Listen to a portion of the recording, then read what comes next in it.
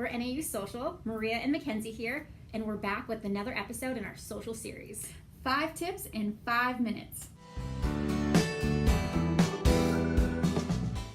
Tip number 1, making connections. So on every single post, you want to make sure that you're connecting with your audience. Go back to the post.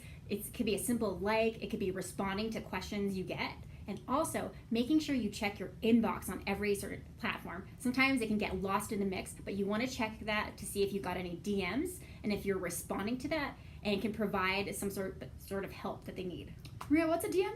Direct message. Awesome. So you want to make sure, sometimes people are sending you content that you can repurpose. Sometimes people are telling you more of what they want to see. They're asking, oh my gosh, where was that photo taken? So great place to make connections with your followers.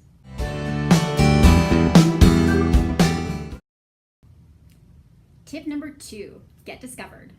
So you want to make sure that you are using the features that are offered to you. So use hashtags, check in at different events, add locations, tag users. If you're at an event on campus and there's other departments there, you should tag each other, cross promote so that you all can get new followers and can end up on the Explore page.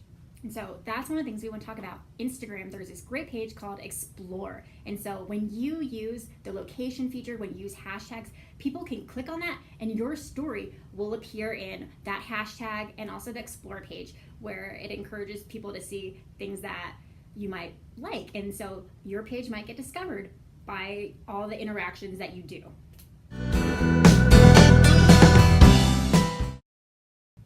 Tip number 3, stay in your lane. So this tip is all about making sure you're following the rules of the platform, and specifically for user-generated content. User-generated content is great. It shows people that you see what they're doing and reposting it, but you also want to make sure you're following the right protocol. Did you give them photo credit? Is the photo credit within that first line of text so people know that it's not your photo, it's someone else's? Did you tag them in that photo? So it's an additional way of giving that person a shout out. And some other things too. So say you have a great picture on Instagram that you want to regram but put it on Twitter.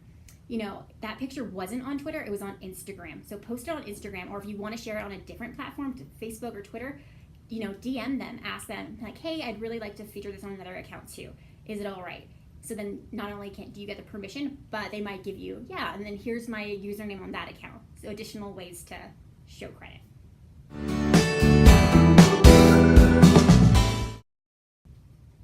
Number 4, ask your audience for help.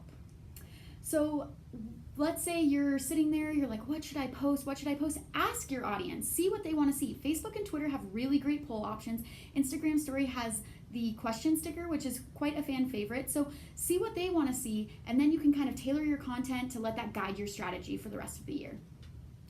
And I'm just going to throw in, Mackenzie just mentioned the question sticker. The question sticker is great. You can ask a question like, tell me about this program, and get responses, and then you could build stories and additional posts off of that.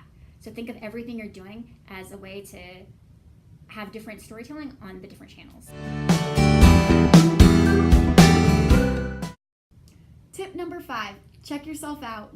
So you're doing great content every day. You're posting, you're doing things that you put on your goal sheet, but how can you really find out? That's by taking a look inside and looking at your analytics.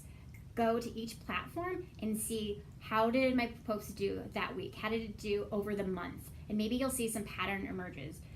Why did some posts elicit a lot of comments and other posts got a lot of shares? Really take a deep dive and analyze all your posts, because not only are you getting information about your posts, but you might be getting information about your audience as well that'll help you with your content moving forward in terms of your content calendar and types of posts. And it's fun to use the analytics to celebrate those small wins. Every new follower, every new engagement is something to celebrate. So that's why taking a look at your analytics can really boost that ego if you're working on a social media strategy.